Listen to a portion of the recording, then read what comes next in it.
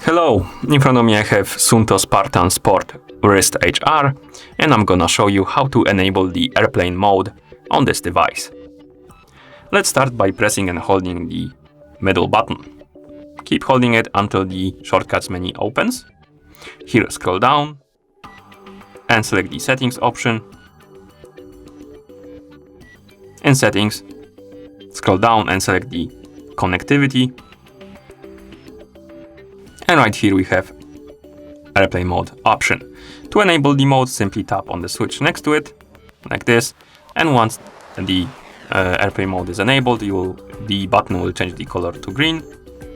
Let's check the main screen of the watch face, if it gives you any indication, but no, it doesn't.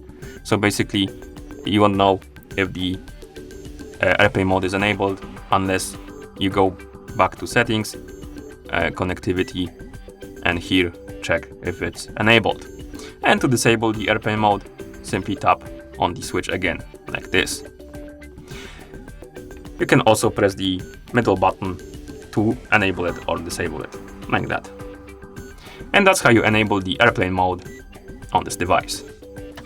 Thank you for watching. If you found this video helpful, please consider subscribing to our channel and leaving a like on the video.